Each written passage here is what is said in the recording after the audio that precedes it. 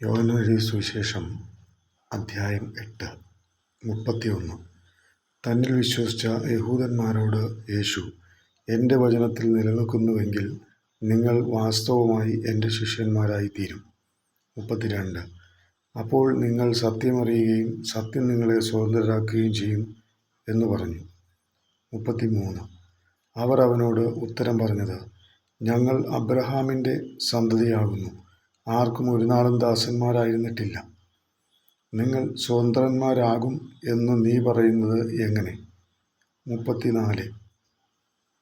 അതിന് യേശു ഉത്തരം പറഞ്ഞത്, ആമേൻ ആമേൻ, ഞാൻ നിങ്ങളോട് പറയുന്നു, പാപം ചെയ്യുന്നവനെല്ലാം പാപത്തിൻ്റെ ദാസനാകുന്നു. 35.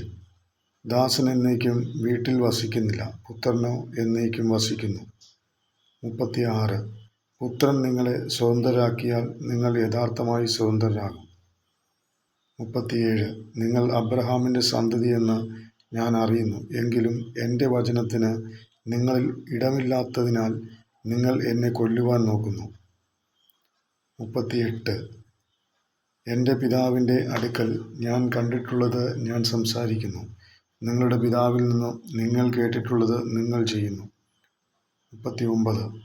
അവർ അവനോട്, അബ്രഹാം ആകുന്നു ഞങ്ങളുടെ പിതാവ് എന്ന് ഉത്തരം പറഞ്ഞു.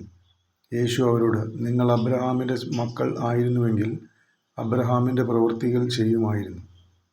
40. എന്നാൽ ദൈവത്തിൽ നിന്നും കേട്ടിട്ടുള്ള സത്യം നിങ്ങളോട് സംസാരിച്ച മനുഷ്യനായ എന്നെ നിങ്ങൾ കൊല്ലുവാൻ നോക്കുന്നു. അങ്ങനെ അബ്രഹാം ചെയ്തില്ലല്ലോ.